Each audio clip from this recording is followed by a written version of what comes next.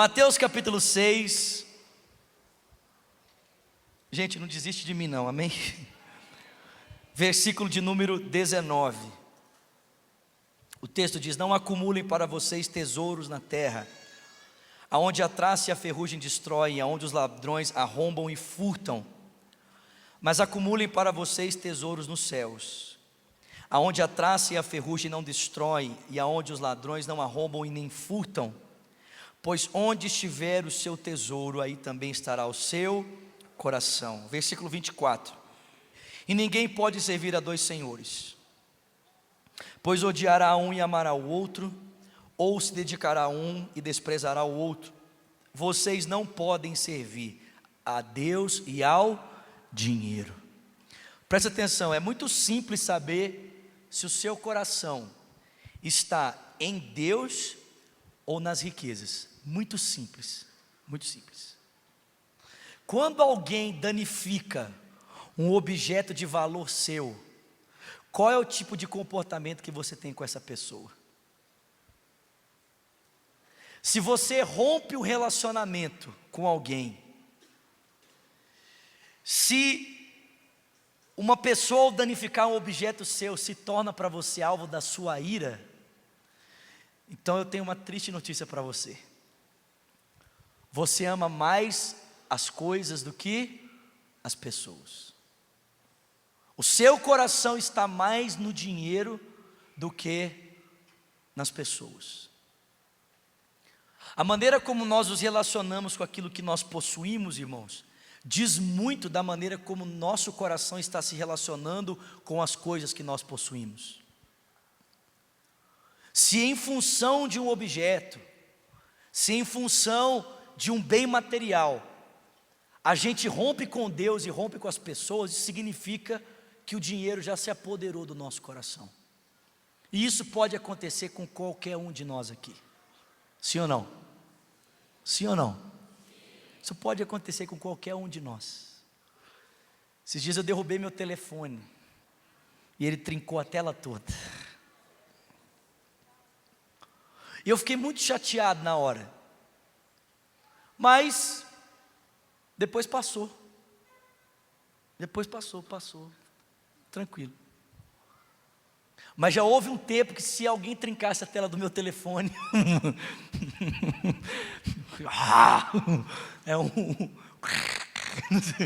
um bicho ia brotar de dentro de mim, né? É verdade, estou falando. Ia. Mas graças a Deus, Deus tem me tratado com respeito aos recursos financeiros. Deus tem me feito me desapegar do dinheiro para estar apegado a Ele, amém? Como Deus tem me tratado nesse sentido? Quem quer ser tratado nesse sentido? Vai a dica para você: dízimos e ofertas. Deus trata o nosso amor pelas coisas e o nosso amor pelo dinheiro através da nossa generosidade, através da entrega dos nossos dízimos e das nossas ofertas. Então eu convido você nessa hora a fechar os seus olhos.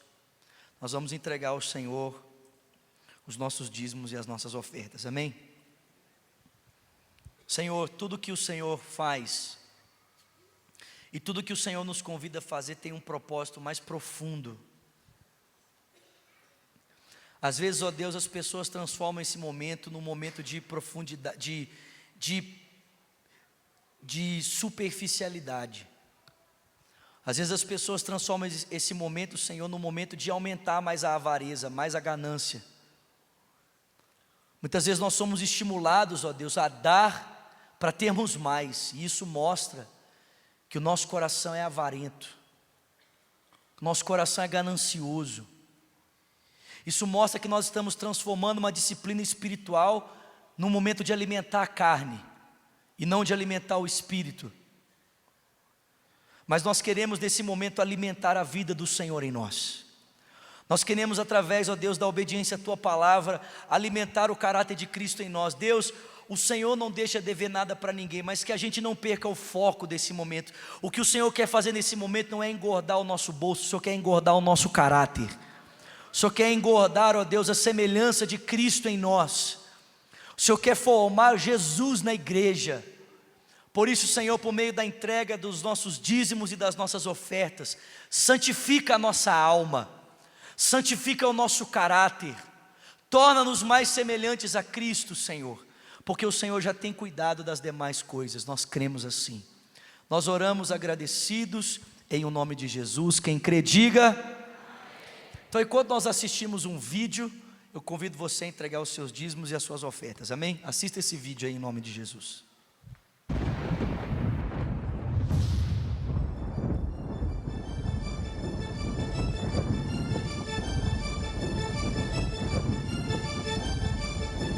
The only possible attitude toward out of control desire is a declaration of all-out war. I hear so many Christians murmuring about their imperfections and their failures and their addictions and their shortcomings, and I see so little war. Murmur, murmur, murmur. Why am I this way? Make war! If you wonder how to make war, go to the manual. Don't just bellyache about your failures. Make war. He says, I'm continuing to quote, there is something about war that sharpens the senses. You hear a twig snap or rustling of the leaves and you are in attack mode. Someone coughs and you are ready to pull the trigger. Even after days of little or no sleep, war keeps us vigilant. There is a mean, violent streak to the true Christian life.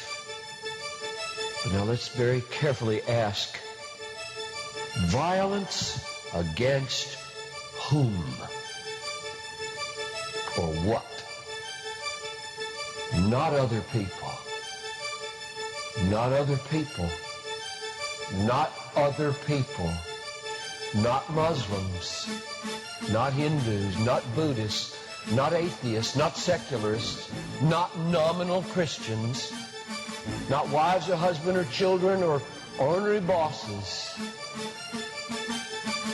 But on every impulse in our soul to be violent to other people. Violence, a mean streak in Christianity, against our own selves and all in us that would make peace with sin and a settling in peacetime mindset. We make war on that in us.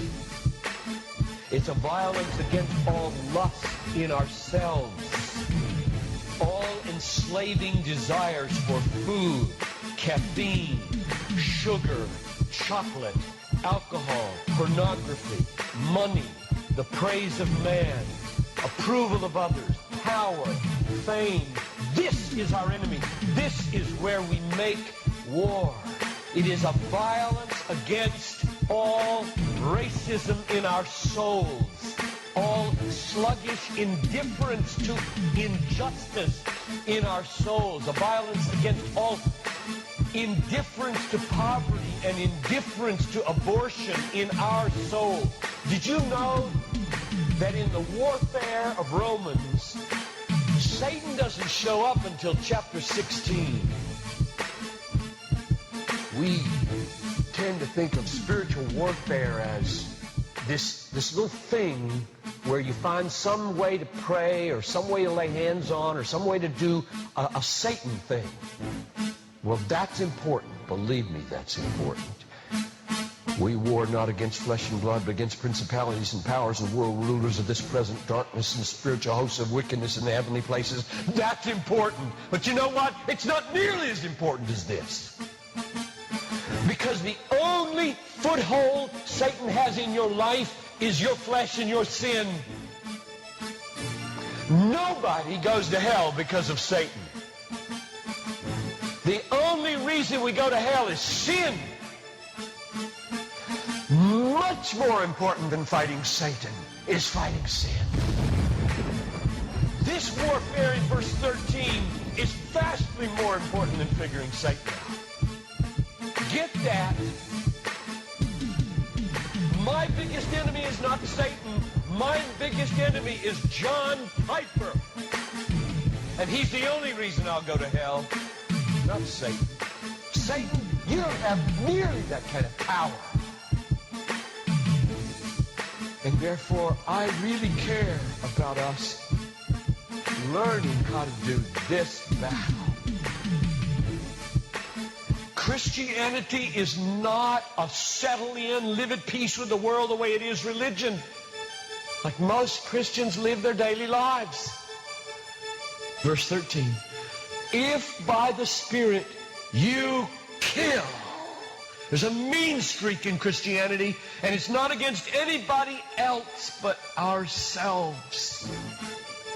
In fact, it's against the meanness of ourselves against other people.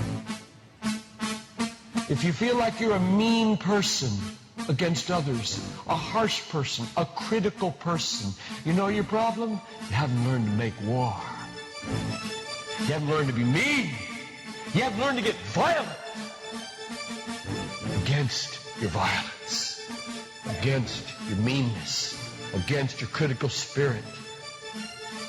And you complain of it, talk about it, but have you made war 24/7 against it?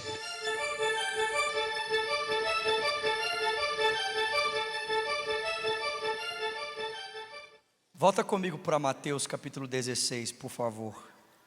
Irmãos,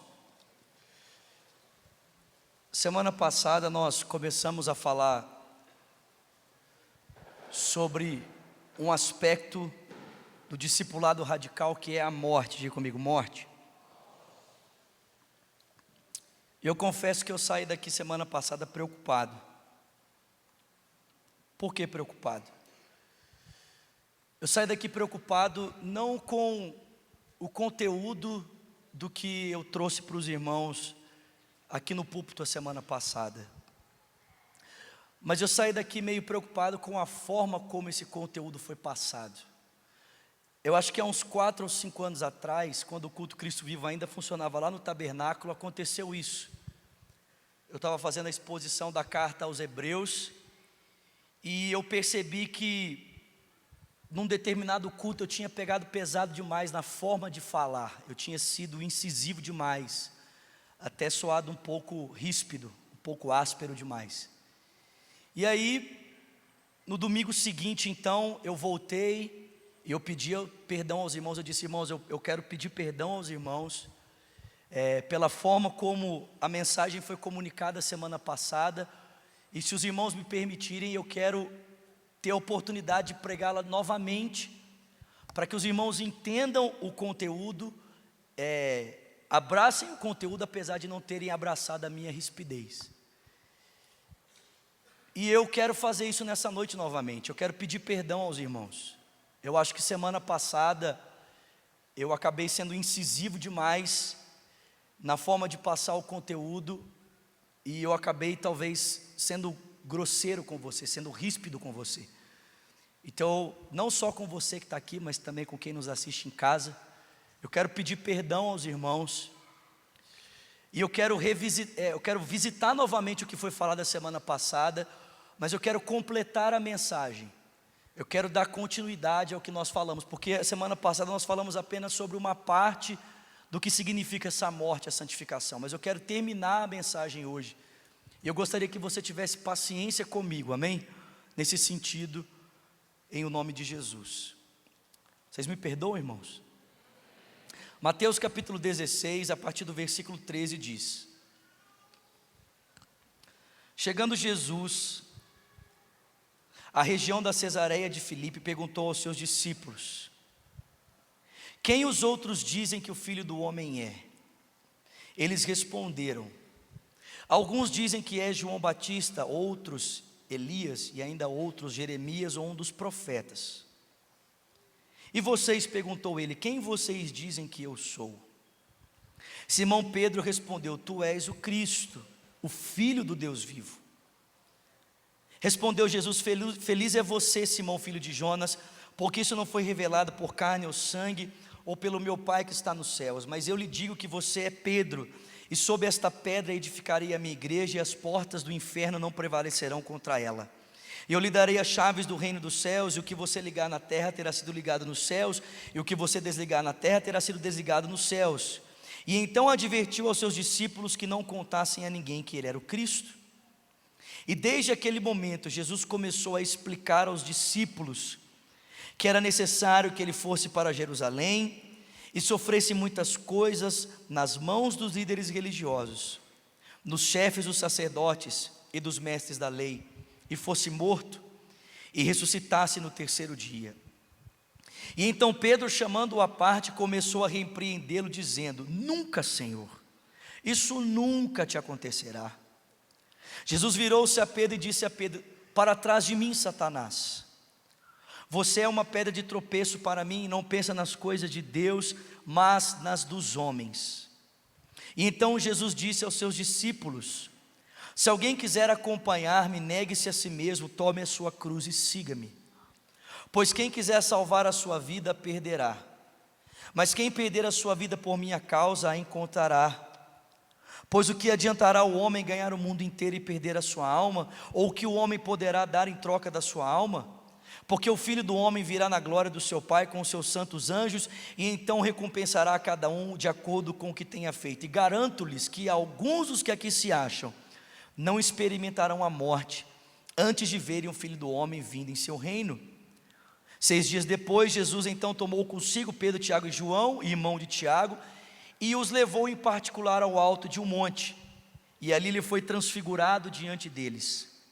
Sua face brilhou como o sol, e suas roupas se tornaram brancas como a luz. E naquele momento apareceram diante deles Moisés e Elias conversando com Jesus. E então Pedro disse a Jesus: Senhor, bom é estarmos aqui. Se quiseres, façamos 3 tendas, faremos 3 tendas, uma para ti, uma para Moisés e outra para Elias. E quando ele ainda estava falando, uma nuvem resplandecente os envolveu, e dela saiu uma voz que dizia: este é o meu filho amado, em quem eu me agrado, ouçam-no. E ouvindo isso, os discípulos prostraram-se com o rosto em terra e ficaram atemorizados. Mas Jesus aproximou-se, tocou neles e disse: levantem-se, não tenham medo. E erguendo os olhos, não viram mais a ninguém a não ser Jesus. E enquanto desciam do monte, Jesus lhes ordenou: não contem nada a ninguém do que vocês viram, até que o Filho do homem seja ressuscitado dos mortos. Senhor, obrigado pela tua palavra. Fala conosco em nome de Jesus. Quem crê, diga. Irmãos, por que eu decidi começar uma série de mensagens falando sobre o discipulado radical? Eu não sei se é assim com você, mas eu tenho percebido em muitos momentos na minha vida que a minha fé cristã, ela é muito intelectual, mas às vezes pouco prática. Às vezes o conhecimento que eu tenho a respeito da fé não é praticado na minha vida. Às vezes eu percebo na minha vida que existe uma discrepância entre aquilo que eu sei e aquilo que eu estou vivendo. E eu percebo que esse é um dos problemas que a igreja brasileira enfrenta hoje.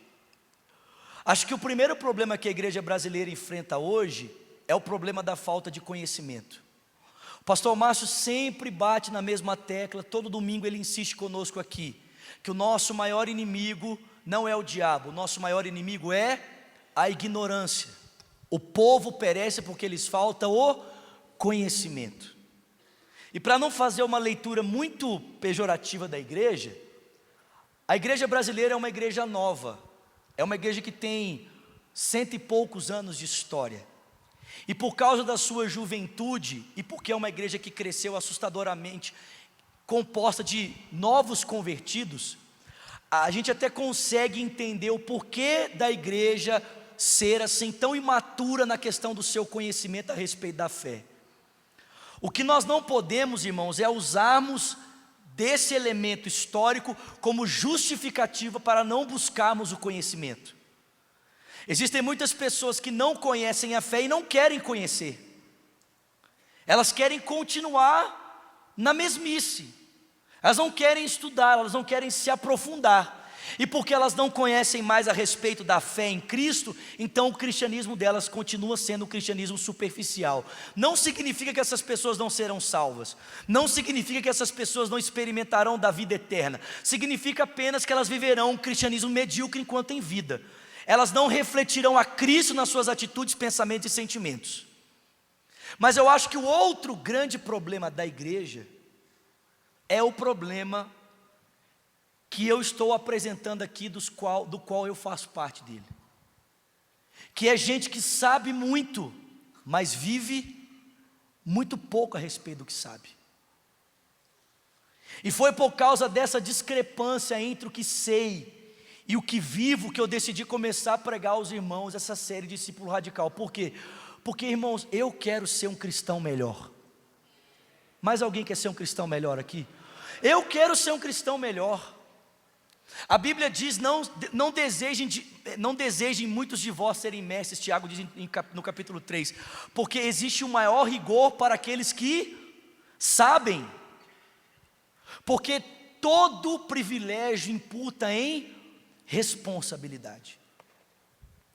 E foi por desejar, irmãos, preste atenção, foi por desejar ser um cristão melhor, ser um pastor melhor, ser um filho melhor, ser uma pessoa melhor, que então o Espírito de Deus me trouxe para esse texto e me levou à leitura de um livro. Se você quiser ler esse livro que eu estou lendo, estou quase acabando, leia. É um dos livros que tem impactado muito a minha vida. Além do livro do John Stott, que é a base dessa série de mensagens, Discípulo Radical, eu tenho lido um outro livro do Francis Schaeffer que chama Verdadeira Espiritualidade. Esse livro é extraordinário, irmãos. Se você tiver a oportunidade, se você desejar, leia esse livro. Mas o Senhor me trouxe para esse texto, e o Senhor me fez perceber, como eu já disse aos irmãos aqui a semana passada, que o caminho trilhado por Jesus para tornar a fé cristã uma realidade em cada um de nós foi o caminho da morte.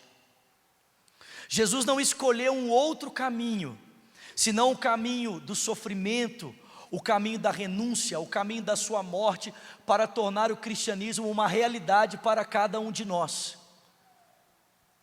E Jesus deixa muito claro a importância da sua morte no texto que acabamos de ler, em dois momentos, como eu já disse aos irmãos.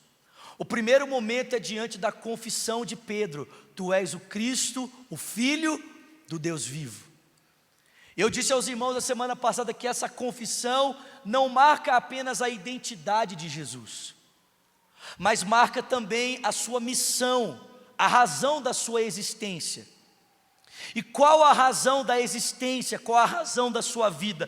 Porque Cristo se fez carne. Ele diz: é necessário que o Filho do Homem suba a Jerusalém, seja rejeitado, sofra, seja morto para que Ele ressuscite. A razão da encarnação do Senhor Jesus Cristo, irmãos, não era outra, senão entregar a sua vida na cruz, para que tudo aquilo por meio do qual o Pai queria nos dar, pudesse ser conquistado através da sua morte. Se eu e você temos hoje, se gozamos hoje de perdão dos pecados, se somos filhos de Deus, se eu e você temos acesso a Deus, se nós temos paz com Deus, todos os benefícios da fé cristã nos são disponibilizados, porque Jesus Cristo entregou a sua vida na cruz do Calvário. E Ele torna isso claro para nós por meio dessa confissão. Ele diz: realmente eu sou o ungido, mas eu não sou ungido para ser um líder político.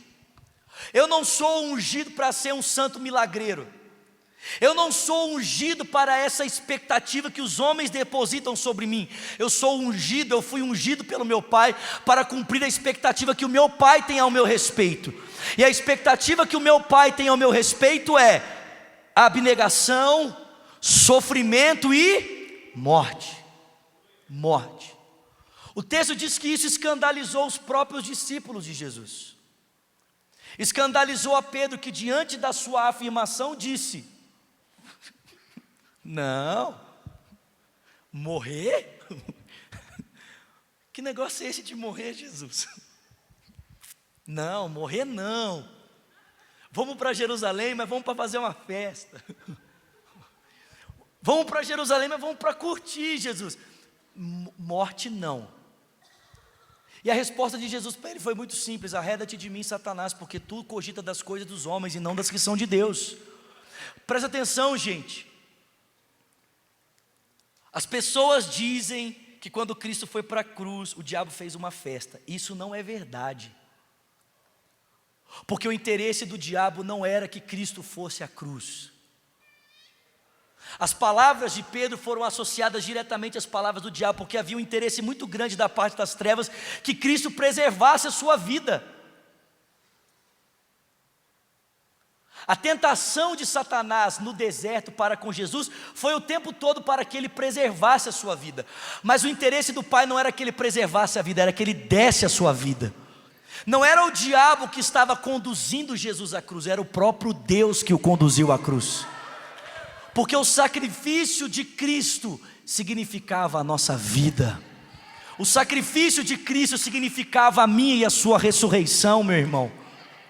Mas Jesus não torna apenas esse assunto da morte importante. Diga comigo, morte. Abre a boca e fala. Eu vou me esforçar para não gritar hoje, amém? Para você achar que eu estou manso. E eu estou, eu prometo, eu juro. Amém? Gente, se eu estou revoltado com alguém, é comigo mesmo, pode ter certeza. Cristo não torna apenas o assunto da morte importante pela confissão de Pedro. Ele torna o assunto da morte importante na sua transfiguração. O texto diz que 6 dias depois ele toma consigo a Pedro, a Tiago e a João e leva para o alto de um monte. E ele se transfigura diante deles. Ele havia dito que alguns dos que estavam ali não passariam para outra vida sem que vissem o reino de Deus, amém, irmãos? Está na sua Bíblia, aleluia. Reino de Deus. O que mostra para nós que o reino de Deus não é um lugar, o reino de Deus é uma pessoa. O reino de Deus é Jesus Cristo, querido. E tudo sobre aquilo que o governo de Cristo está estabelecido se chama reino de Deus. Jesus se transfigura diante deles. A palavra transfiguração, que não é muito comum ao nosso linguajar, significa deixar-se perceber. O que Cristo está fazendo aqui, gente, é trazer uma visão profética do que aconteceria.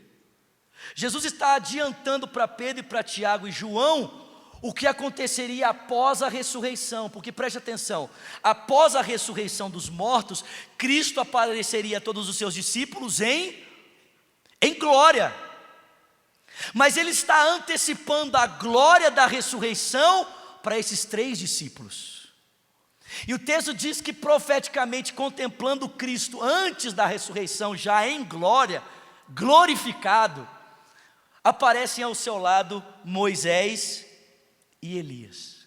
E o texto diz que eles conversam com Jesus, porque nós não somos espíritas, nós somos cristãos.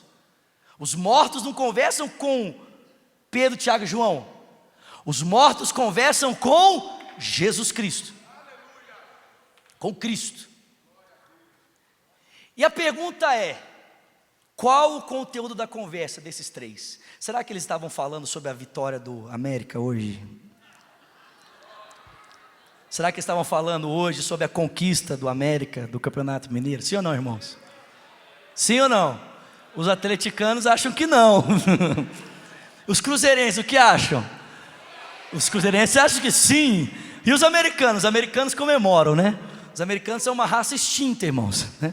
Você pode procurar debaixo do banco, talvez você encontre algum.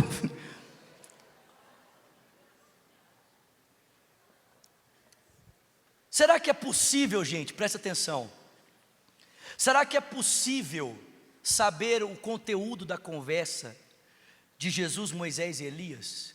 E eu digo para você, é possível. Por quê? No Evangelho de Lucas, quando Cristo aparece para os discípulos no caminho de Emaús, o texto bíblico diz que começando pelos salmos, passando pela lei e os profetas, Jesus mostrou para aqueles discípulos que era necessário que o Cristo morresse para que entrasse na sua glória. Moisés, meus irmãos, essa passagem está representando a lei. Elias está representando os profetas. Sobre o que fala a lei e os profetas? Qual é o assunto do Antigo Testamento, querido? Para que aponta todo o Antigo Testamento? Para Jesus, para o Messias.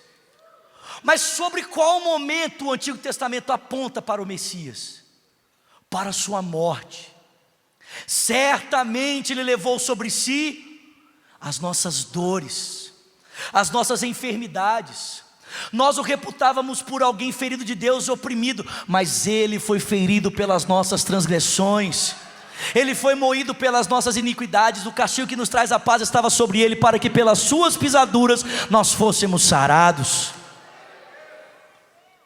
Assim como a serpente foi levantada no deserto, assim importa que o Filho do Homem seja levantado, para que todo aquele que nele crê não pereça, mas tenha a vida eterna. A conversa desses três gira em torno do que, meus irmãos? Da morte. E fica muito claro para nós que a conversa é em torno da morte, porque ao descer do monte, Jesus diz para os discípulos: não contem nada a respeito do que vocês viram, até que o Filho do Homem seja ressuscitado dos mortos. Então preste atenção, querido. Toda a conversa de Jesus, meu irmão, daqui para frente vai girar em torno da sua morte. Porque tudo que é realidade para mim e para você hoje, tudo no qual nós nos apoiamos para sermos verdadeiros cristãos, não foi conquistado por Jesus de uma outra forma, senão por meio da sua morte.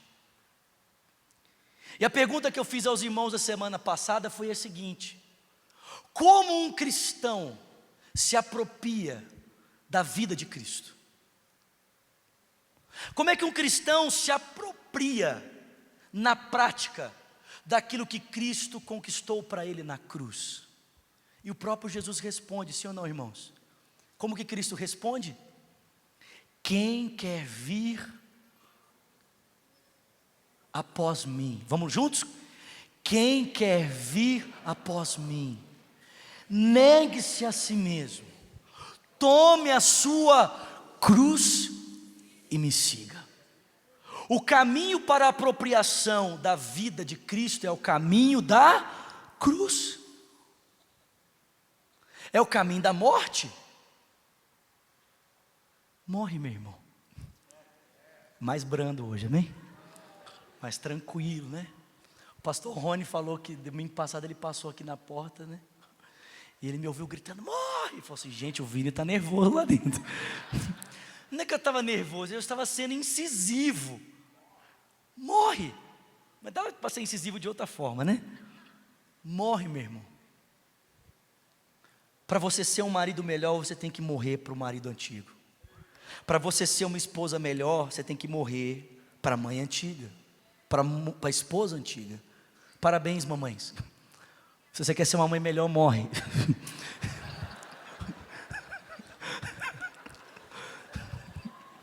Parabéns de novo.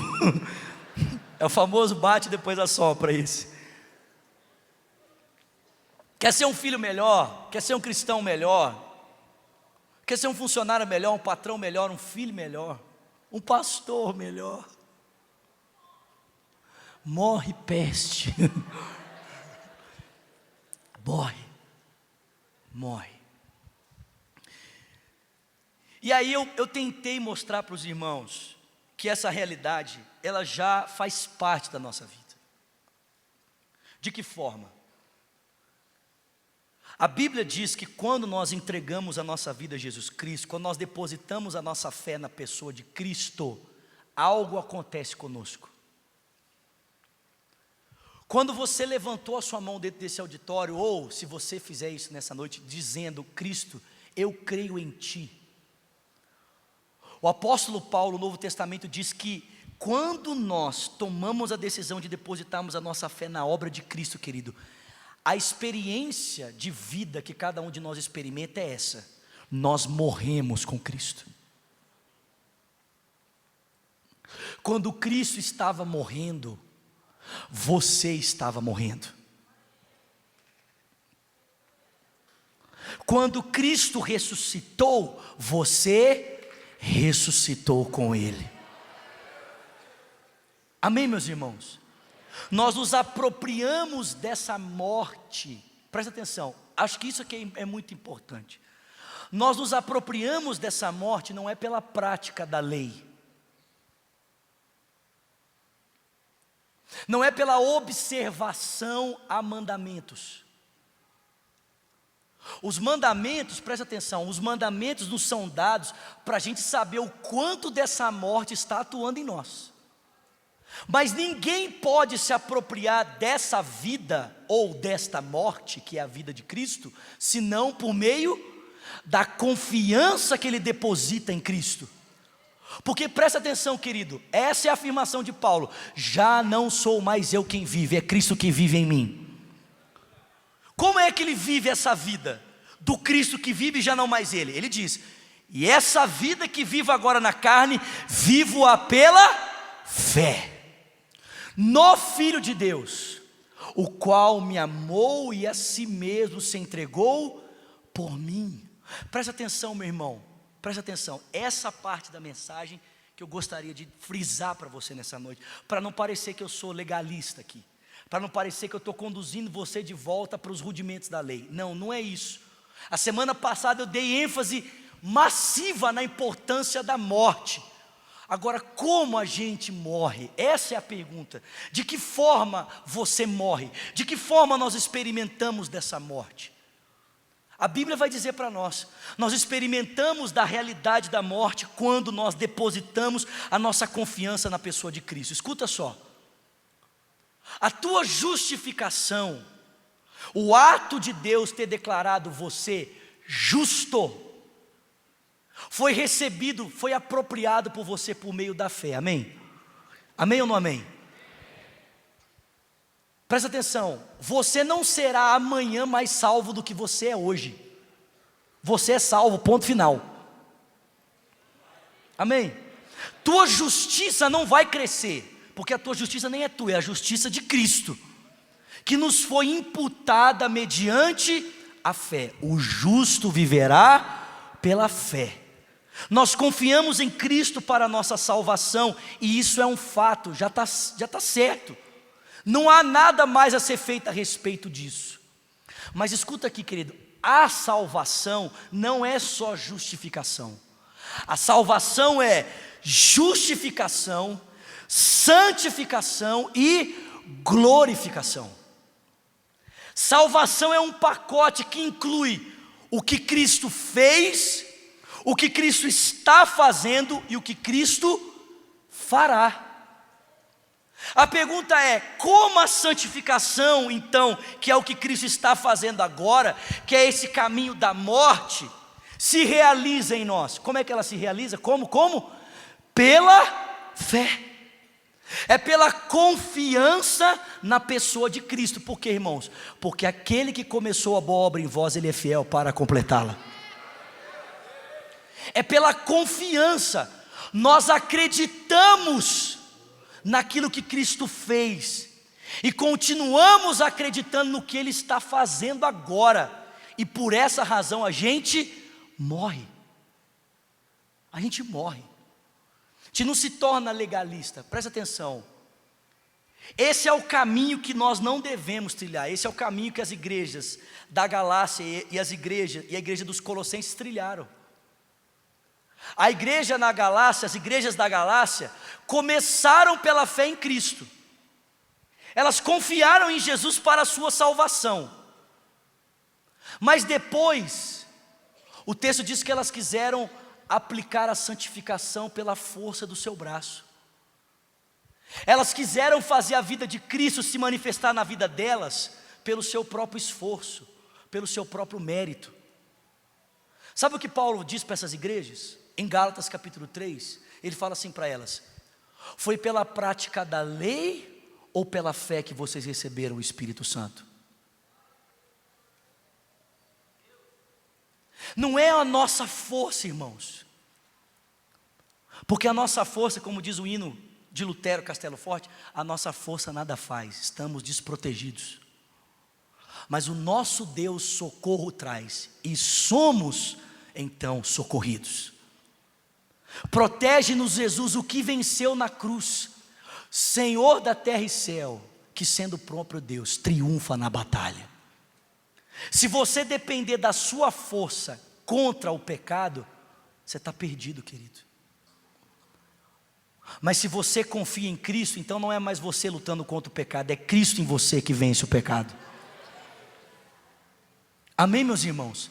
A santificação, a morte, se desenvolve pelo caminho da confiança em Cristo. É por isso que você tem que morrer para você mesmo. Por quê, querido? Porque quem tenta fazer isso na sua força, nunca terá vida em si mesmo. Aquele que quiser ganhar a vida, mas aquele que perder a sua vida, aquele que der a sua vida por minha causa e pela causa do Evangelho de Jesus, esse vai encontrar a vida. Amém? Deixa eu explicar para você isso de uma outra forma. Vem comigo para Romanos, por favor.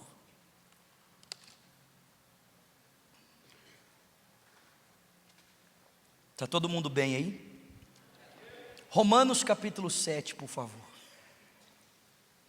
Enquanto você vai abrir na sua Bíblia, eu disse para os irmãos a semana passada que a nossa experiência de vida, por causa da confiança que depositamos em Cristo, tem que ser a de gente que vive agora como se a glorificação já tivesse acontecido. Nós precisamos viver hoje como se o nosso corpo já estivesse envolto em glória. Estão comigo aqui? E eu perguntei para o pessoal que semana passada, se você, eu não sei que muitos estavam aqui, mas eu perguntei assim, se você vivesse hoje num corpo glorificado, você teria dificuldade de vencer o pecado? Sim ou não? Então é essa que deve ser a tua experiência de vida mediante a fé. Você deve viver, meu irmão, como se você já desfrutasse da glória de Cristo hoje. Amém, querido? Olha o que Paulo diz aqui, gente. Sabe o que eu acho bonito, meu irmão? Que os conflitos que você experimenta hoje, alguém já experimentou também. Olha o que o Paulo diz. Romanos capítulo 7, a partir do versículo 14. Sabemos que a lei é espiritual, eu contudo não sou, porque fui vendido como escravo para o pecado. E não entendo o que faço, porque não faço o que desejo, mas o que odeio. Alguém já se viu nesse dilema aqui? Levante sua mão, confesse o seu pecado, isso, vamos lá? Isso. E se faço o que não desejo, admito que a lei é boa. Porque se eu quero fazer o que a lei diz, mas eu não consigo fazer, então a lei é boa. Quem não é bom?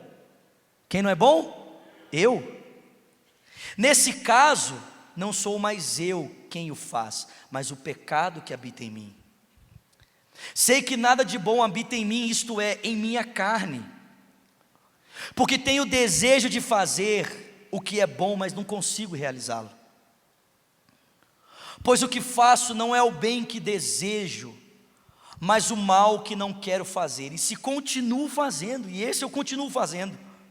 Ora, se faço o que não quero, já não sou eu quem faz, mas o pecado que habita em mim. Assim encontro esta lei que atua em mim. Quando quero fazer o bem, o mal está junto a mim. No íntimo do meu ser tenho prazer na lei de Deus, mas vejo outra lei atuando nos membros do meu corpo, guerreando contra a lei da minha mente, tornando-me prisioneiro da lei do pecado que atua nos meus membros. Miserável homem que sou, quem me libertará do corpo sujeito a essa morte? Antes de prosseguir, presta atenção. Gente, o mesmo dilema que eu estou experimentando, o Paulo já experimentou, e talvez você esteja experimentando também. Sabe qual é o dilema? O dilema de saber algo que não se consegue praticar. O dilema de saber que existe uma vida melhor que a vida que eu tenho vivido e não conseguir me apropriar dela. O dilema de perceber que Deus tem uma vida melhor do que essa que eu estou vivendo. E na minha tentativa de praticar essa vida, eu me vejo fazendo uma outra coisa. E não é que eu não tenha prazer na lei de Deus, e não é que eu não a conheça e que ela não esteja no meu coração, não, mas é porque eu me vejo lutando contra algo que parece ser maior do que eu, mais forte do que eu. Mas existe libertação para isso. Amém, querido? Para a minha vida e para a sua. Alguém pode dar uma glória a Deus? Segue lendo. Você já se viu nesse dilema? Sim ou não? Existe alguém aqui? Eu sei que existe, mas a pergunta é retórica, né? Na verdade eu sei a resposta. É só para entreter os irmãos. Mas tem gente aqui que quer levar a sua fé a sério? Sim ou não? Meu irmão, presta atenção. Todo cristão que decide levar a sua fé a sério vai passar por esse conflito. Todo cristão que deseja levar sua fé a sério vai passar por esse momento de perceber os seus pecados, por causa da ação da lei, por causa da ação do Espírito. Vai se perceber nessa luta. Qual a resposta para isso? Sabe como normalmente as pessoas respondem a essa luta? As pessoas dizem assim: você precisa orar mais, você precisa jejuar mais, você precisa ir no culto, você precisa. Mas presta atenção, querido, você não dá conta. Não é o que você faz. O Paulo vai dizer que a resposta para esse conflito não está em você. A resposta para esse conflito está no Espírito de Deus. Olha o que o Paulo diz. Eu não estou dizendo que você não deve orar, eu não estou dizendo que você não deve jejuar, eu não estou dizendo que você não deve ler a Bíblia, que você não deve ir à célula, que você não deve vir ao culto. O que eu estou dizendo é que se você espera que essas coisas por si mesmas façam aquilo que só Deus é capaz de fazer, você está lascado, porque só Deus é capaz de matar o pecado no seu coração. Olha o que o Paulo diz. Nossa, obrigado, Jesus. Graças a Deus por Jesus Cristo nosso Senhor, de modo que com a mente sou escravo da lei de Deus, mas com a carne da lei do pecado. Mas, tem alguém comigo aqui? Agora já não há condenação para os que estão em Cristo Jesus. Diga comigo: não estou debaixo de condenação. Presta atenção, vamos seguir lendo. Porque por meio de Cristo Jesus, a lei do Espírito de vida me libertou da lei do pecado e da morte. Diga comigo: o Espírito me livrou do pecado e da morte. Diga para o irmão do seu lado: o Espírito Santo te livrou da lei do pecado e da morte. Preste atenção, estou quase encerrando, irmãos, tenham paciência comigo. Porque aquilo que a lei fora incapaz de fazer, por estar enfraquecida pela carne, Deus o fez, enviando o seu próprio Filho, à semelhança do homem pecador, como oferta pelo pecado. Presta atenção, meu irmão, olha o que o Paulo está dizendo: que a lei não poderia produzir esse tipo de vida que você espera viver. A obediência a regras e preceitos não pode gerar em mim e em você a vida que a gente espera viver. E é por essa razão, porque a lei não pode solucionar o problema do pecado, que Jesus Cristo se fez carne e habitou entre nós. Amém, meus irmãos? E assim Ele condenou o pecado na carne, a fim de que as justas exigências da lei fossem plenamente satisfeitas em nós, que não vivemos segundo a carne, mas segundo o Espírito. Quem vive segundo a carne tem a mente voltada para o que a carne deseja. A carne, dita por Paulo aqui, é o desejo pecaminoso. Mas quem vive de acordo com o Espírito tem a mente voltada para o que o Espírito deseja. Então presta atenção, nesse sentido, a lei se torna para nós não mais o meio de nós termos a vida que desejamos, porque a vida que desejamos já nos foi dada por meio da obra de Cristo. A lei se torna apenas agora o regulador que nos faz perceber para o que nós estamos voltados. A lei nos faz perceber se eu estou voltado para a carne ou se eu estou voltado para o Espírito. Porque aquele que tem a sua mente ainda inclinada para a carne, não é que ele não seja salvo, não é que ele não experimentou de justificação. O que acontece é que ele ainda não vive no Espírito. E a lei diz para ele: camarada, tu precisa viver no Espírito. Porque se você tentar fazer com que as coisas aconteçam pela força do seu braço, você só vai se afundar mais aonde, irmão? No pecado.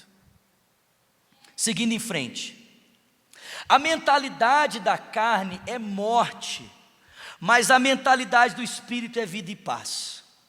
A mentalidade da carne é inimiga de Deus, porque não se submete à lei de Deus, e não pode fazê-lo. Quem é dominado pela carne, não pode agradar a Deus. Vocês estão comigo aqui, gente? Que bênção esse texto. Entretanto, vocês não estão sob o domínio da carne, mas do Espírito, se de fato o Espírito de Deus habita em vocês. E se alguém não tem o Espírito de Cristo, esse não pertence a Cristo. Mas se Cristo está em vocês, aleluia, o corpo está morto para o pecado, por causa do pecado, mas o Espírito é vivo por causa da justiça.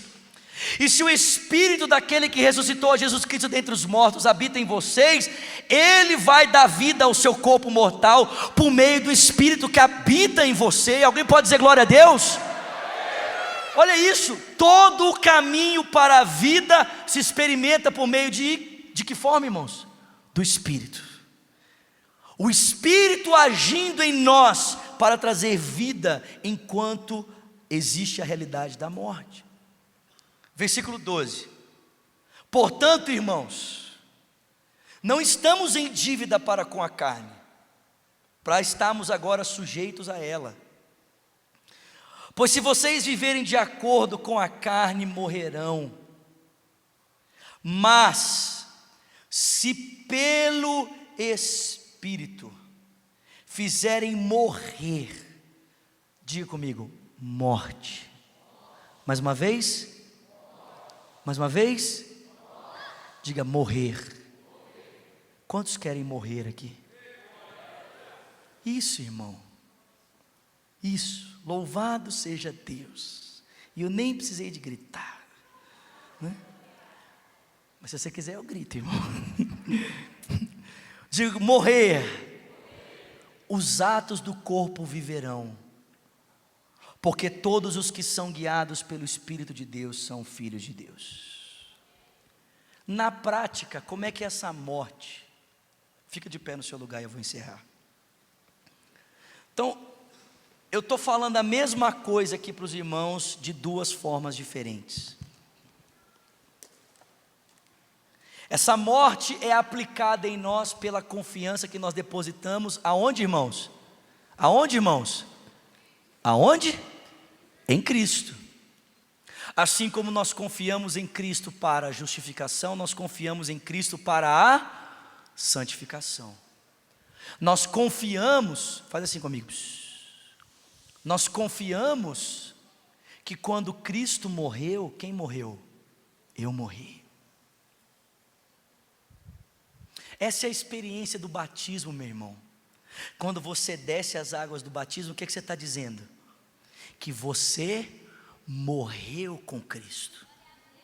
Mas quando você sobe as águas do batismo, o que você está dizendo? Você ressuscitou com Ele. E assim como a morte não tem mais poder sobre Cristo, porque Ele morreu de uma vez por todas, para nunca mais voltar à morte, a morte não tem mais poder sobre você, porque o pecado não tem mais domínio sobre vós. Considerai-vos mortos para o pecado e vivos para Deus. Foi isso que eu falei. A vida de Cristo só tem um lugar que pode funcionar. Aonde? Na presença de Deus. Onde Cristo está? Na presença de Deus. Então, meu irmão, o que você deve acreditar é que você está com Cristo, diante de Deus, e a vida de Cristo então se manifestará no seu corpo mortal. A outra forma de você entender isso é entender que a morte atua em nós pela ação do Espírito. Na prática, como isso acontece? Pastor, me explica isso num exemplo prático. Te explico. Francis Schaeffer chama isso no livro dele de uma ação passiva. Diga comigo, ação passiva. Como é que uma ação pode ser passiva? É um paradoxo. Mas ele ilustra isso para nós através do exemplo de Maria. O anjo apareceu para Maria, presta atenção. O anjo apareceu para Maria e disse assim para ela: salve agraciada, o Senhor é contigo. Você vai ficar grávida, você vai dar à luz um menino, ele será grande, ele será chamado Filho do Altíssimo, e o Senhor Deus lhe dará o trono do seu pai Davi, e ele reinará para sempre. Estão comigo aqui? E aí o que Maria fez? Maria falou assim: beleza, pode deixar que é comigo mesmo. Foi isso que ela fez? Sim ou não? Foi isso que ela fez, irmãos? O anjo falou com ela, ela falou assim: e isso é mole para nós, gerar um menino? Sendo virgem? Pode deixar que eu resolvo esse problema, vou resolver tudo agora. Foi isso que Maria fez? Não. Maria olhou para ela e ela falou assim: para mim isso é impossível sendo virgem. Como é que eu posso conceber um menino sendo virgem? O que o anjo disse para ela? Descerá sobre ti o poder do Espírito Santo, e ele te cobrirá com a sua sombra, pelo que o ente santo que de ti há de nascer será chamado Filho de Deus. Qual foi a resposta dela? Que se cumpra em mim conforme a palavra do Senhor. Por que é uma ação passiva? Porque Maria reconhecia que só Deus poderia fazer o que Ele disse, mas ela se entregou para que a vontade de Deus fosse feita. Presta atenção, meu irmão. Você e eu mais uma vez fazendo, você e eu. Você e eu não podemos. A vida cristã não é difícil, a vida cristã é impossível, na força do nosso braço. Mas Cristo nunca pretendeu que a vida cristã fosse vivida na força do seu braço. Ele sempre pretendeu que a vida cristã fosse vivida no poder do Espírito Santo. Porque o próprio Jesus foi ungido com o Espírito Santo e com poder, para que ele andasse por toda parte fazendo bem e curasse aqueles que eram oprimidos pelo diabo, porque Deus era com ele. Jesus, como homem, dependia do Espírito de Deus tanto quanto eu e você dependemos.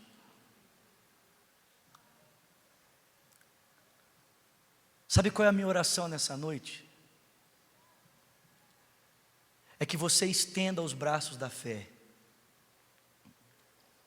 para crer em Jesus,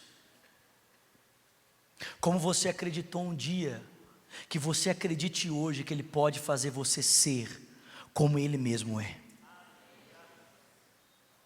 Que a mesma fé que você depositou nele para a tua justificação, você deposite hoje na ação do Espírito. para tornar a mim e a você semelhantes a Jesus Cristo. Qual é o caminho para experimentar da vida? Qual é o caminho para se apropriar dos benefícios da cruz, irmãos? Morte. É a morte de si mesmo. É a morte da nossa suficiência, da nossa arrogância, do nosso pensar que nós damos conta de fazer. É a morte de tudo aquilo que quer provocar morte através de nós. Às vezes a gente tem vontade de matar os outros, sim ou não? Mas não é o outro que tem que morrer, é a sua vontade de matar o outro que tem que morrer. Mas como isso acontece? Pela fé, pela obra do Espírito, depositando a nossa fé em Jesus Cristo, dizendo como Maria: que se cumpra em mim, conforme a vontade do Senhor. Amém? Feche os seus olhos.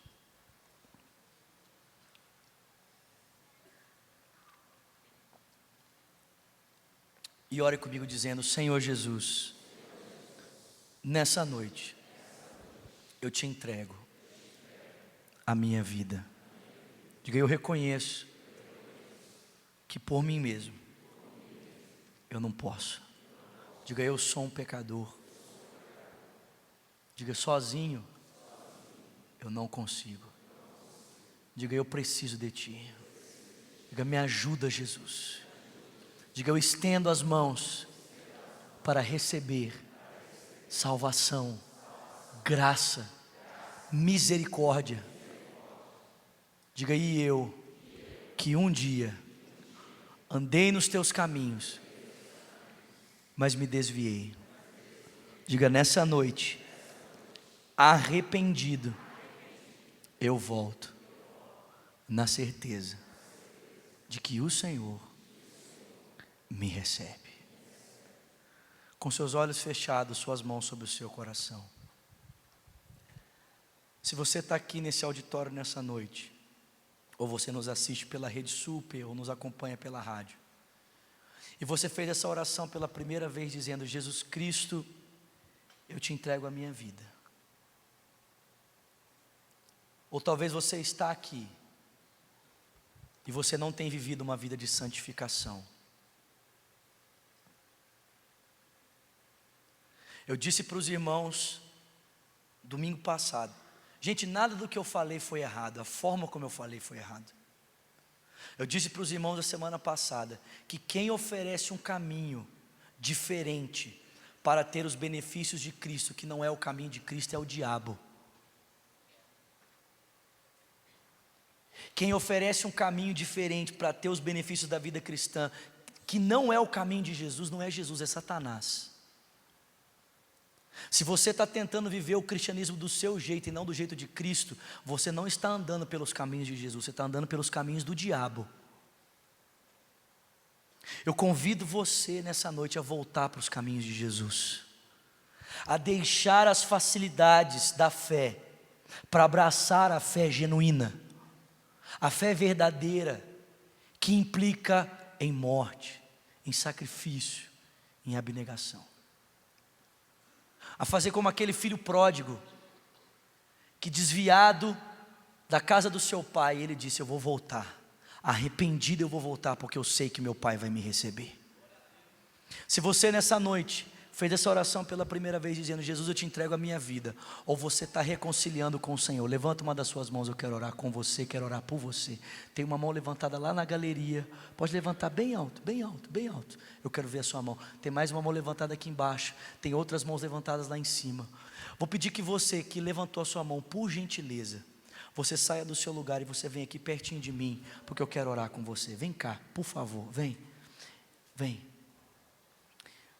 Vem, pode vir, vamos aplaudir essas pessoas. Glória a Deus. Glória a Deus. E eu vou pedir para você fazer novamente o que eu pedi para você fazer semana passada. Olha para o irmão do seu lado E se você conhece, preste atenção, gente. Às vezes nós estamos sentados do lado de pessoas na igreja que a gente sabe que a pessoa está vivendo em pecado.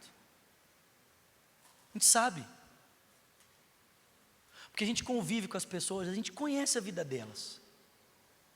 Se você está sentado do lado de alguém que você sabe que a pessoa está vivendo em pecado, que ela não tem vivido, né, um cristianismo autêntico, genuíno, ou talvez você não saiba, você vai fazer da mesma forma. Vira para essa pessoa do seu lado e diga para ela: meu irmão, como é que está a sua vida com Deus? Vira para ela e pergunta para ela. Mas não é para você rir nesse momento, porque esse momento não é um momento de ser engraçado, é um momento de ser sério, amém? Amém? Semana passada eu pirei com isso aqui, mas hoje eu não vou pirar, pelo menos não exteriormente. Gente, nós não podemos brincar com coisa séria. A gente não pode, meu irmão, presta atenção. Isso aqui envolve a vida de pessoas. Isso aqui não é um assunto para se brincar. Existe mais alguém nessa noite que precisa sair do seu lugar e vir aqui à frente para entregar a sua vida a Jesus Cristo, ou reatar o seu compromisso com Ele de santificação. Sai do seu lugar e vem aqui à frente. Eu estou esperando você, eu quero orar com você. Não fala assim: eu vou semana que vem, eu vou domingo que vem. Não, vem hoje, querido. Sai do seu lugar e vem. Presta atenção, se você está do lado, né, de repente, você está do lado da pessoa que você sabe que vive em pecado. Por quê? Porque o pecado que você pratica é com ela. Talvez você está vivendo em pecado, e você sabe que está vivendo em pecado, por quê? Porque o pecado que você pratica é com essa pessoa. Talvez você seja um casal de namorado que está vivendo em pecado, vocês estão vivendo em prostituição. Gente, presta atenção, nós não podemos brincar com o pecado. O pecado leva à morte. Então, se você está aí no seu lugar, vivendo em prostituição com o seu namorado, o seu lugar é aqui na frente, meu irmão. Você tem que sair do seu lugar e vir aqui para frente se consertar com Deus. Dizer para Deus: eu não vou mais viver em prostituição, eu não vou mais viver em lascívia. Se você está vivendo em mentira, você mente para todo mundo, mente na sua empresa, mente na sua casa, você precisa consertar a sua vida com Deus. Você precisa falar assim: eu vou voltar a carregar a minha cruz, eu vou voltar aos caminhos de Deus. Amém, querido? Existe mais alguém nessa noite que precisa de tomar essa decisão? Sai do seu lugar e vem aqui à frente. Eu quero orar com você. É sério isso, né? Eu sei que é.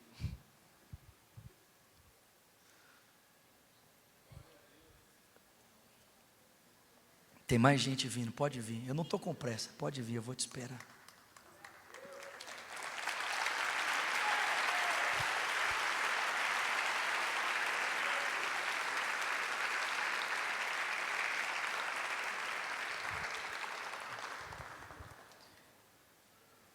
Existe mais alguém?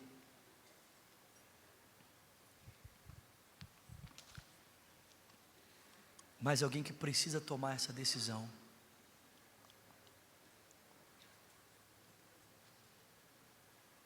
Vocês que estão aqui na frente, pode chegar mais pertinho de mim aqui, por favor. Deixa eu dizer algo para vocês. Pode vir. Deixa eu dizer algo para vocês. Há alguns anos atrás, eu estava aí onde você está. Eu não estou dizendo para você que eu sou perfeito. Eu não sou, tá bom? Eu estou longe de ser perfeito. Longe. Mas há alguns anos atrás, eu estava num culto como esse que você está. E o pastor que estava aqui na frente pegou uma mensagem que me fez perceber que eu era um pecador e que eu precisava de mudar a minha vida. Eu precisava de andar diferente. Só que eu não conseguia. E aí ele me fez perceber que se eu acreditasse em Jesus, se eu confiasse no que Cristo fez, Ele poderia mudar a minha vida. E sabe o que eu fiz? Eu fiz o que você fez. Eu fiz essa mesma oração. Levantei uma das minhas mãos como você levantou, e eu saí correndo do meu lugar e vim para frente. Eu fui a primeira pessoa a chegar. E posso dizer algo para vocês? Depois desse dia, minha vida nunca mais foi a mesma. Nunca mais. Jesus transformou a minha vida. E o mesmo Jesus que transformou a minha vida, também vai transformar a sua vida. Porque nessa noite, vocês não estão entregando a vida de vocês para um pastor, para uma igreja ou para uma religião. Vocês estão entregando a vida de vocês para Jesus Cristo. Amém? Igreja, estenda suas mãos para cá, por favor. E ore comigo dizendo: Senhor Jesus, nessa noite, nós oramos por cada uma dessas vidas. Diga: declaramos que elas são tuas, que elas pertencem a Ti. Diga: Pai, nós te pedimos, envia o Teu Espírito a esses corações.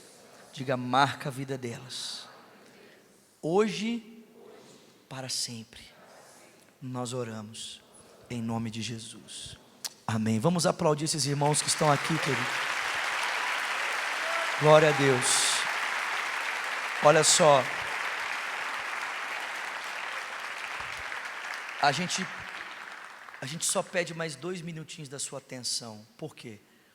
Porque a gente quer, se você nos permitir, se você quiser, a gente quer anotar o seu nome, o seu telefone, e nós queremos ajudar você nessa caminhada ao lado de Jesus Cristo. Se você quiser, se você não quiser, não tem problema. Mas se você quiser, vou pedir que você acompanhe um desses irmãos que estão com colete à sua volta para uma sala aqui à minha esquerda, à sua direita. É 2 minutinhos, é bem rápido. Assim que terminar lá, vocês podem voltar. Nós vamos estar aqui ainda, tá bom? Podem, vamos aplaudi-los enquanto eles descem, irmãos, por favor.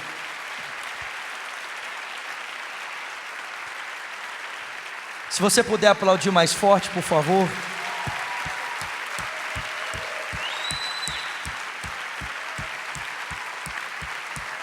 Um pouquinho mais forte, irmãos, um pouquinho mais forte.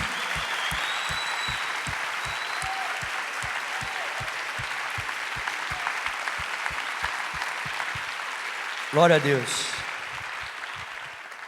Olha, se você conhece alguém que veio domingo passado e a pessoa ficou chateada comigo pela forma como eu preguei, diga para essa pessoa que eu estou arrependido. Diga para essa pessoa que eu pedi perdão. Diga para essa pessoa que se ela puder voltar domingo que vem, eu vou ficar muito feliz porque ela faz falta aqui. Tá bom?